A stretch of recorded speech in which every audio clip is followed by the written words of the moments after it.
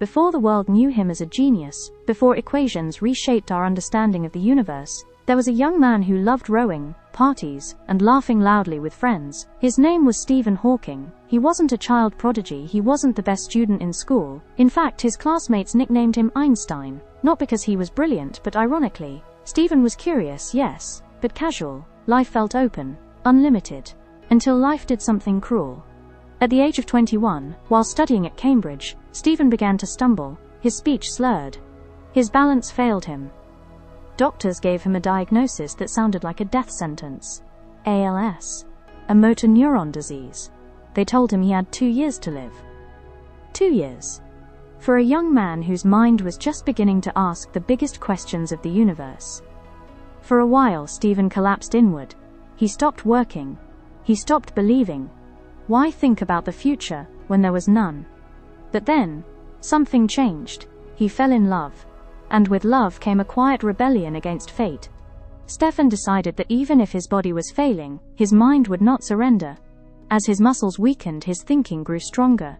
As his voice faded, his ideas grew louder.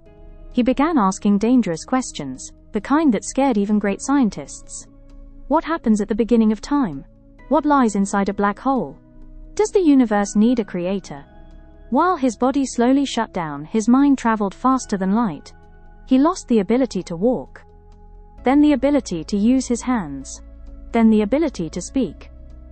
Eventually, he could move only a few muscles in his cheek. But Stephen Hawking never stopped thinking. Using a computer and a robotic voice, he spoke to the world, not in whispers, but in truths.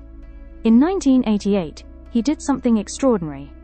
He wrote A Brief History of Time, a book about the universe, written for ordinary people, by a man who could barely move. The world listened. The book sold millions of copies, not because it was easy, but because it made people feel small in the most beautiful way. Stephen Hawking became more than a scientist. He became a symbol. A reminder that intelligence is not measured by strength, and life is not measured by comfort. Doctors had given him 2 years.